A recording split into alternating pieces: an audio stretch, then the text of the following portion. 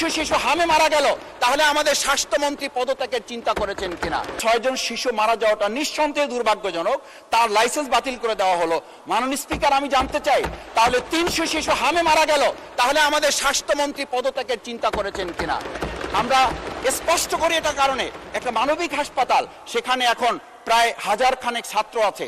আমরা অত্যন্ত দুর্ভাগ্য বশত লক্ষ্য করছি, যেখানে বহির্বিশ্বের সাথে আমাদের সম্পর্কের এটা একটা মাধ্যম, সেখানে প্রায় 247 জন বিদেশি ছাত্রছাত্রী শিক্ষার্থীরা আছেন, তারা দাঁড়ে দাঁড়ে ঘুরছেন। এটা বাংলাদেশের সম্পর্কে ধারণা ভালো হচ্ছে না, বিদেশে আমাদের সম্পর্কে মেসেজ ভালো যাচ্ছে না, এমনকি তারা দেখা করার সুযোগ পর্যন্ত পাচ্ছে না। সচিব মহোদয় সুযোগ দিচ্ছেন না, ডিজি মহোদয়ের কাছে সুযোগ পাওয়া যাচ্ছে না, স্বাস্থ্যমন্ত্রী সুযোগ দিচ্ছে না। এই শিক্ষার্থীদের কোথায় গিয়ে তারা দাঁড়াবে, সেই জায়গাগুলো আমাদের নির্ধারণ করা উচিত। আমরা শিক্ষার ব্যাপারে বলেছি, শিক্ষা আমরা অগ্রাধিকার নির্ধারণ করেছি। কি নির্ধারণ করেছি?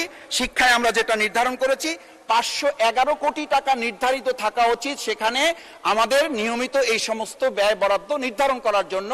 কিন্তু আমরা লক্ষ্য করছি এই সরকারের কাছে এখন সেখানে মাত্র 86 কোটি টাকা থাকার কারণে তারা নিয়মিত বেতন পর্যন্ত পরিশোধ করার সুযোগ পাচ্ছেন না। তাহলে আমরা অগ্রাধিকার ভিত্তিতে এগিয়ে যাচ্ছি, নাকি আমরা চিংড়ি মাছের মতো লাভ দিচ্ছি কিন্তু পিছনের দিকে যাচ্ছি? মাননীয় স্পিকার, সেটা আমাদেরকে ভাবতে হবে।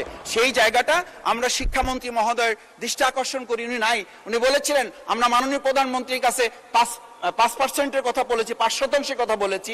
উনি আমাদেরকে 3% আশ্বস্ত করেছেন, আমরা এইবার হয়তো 2% পাবো।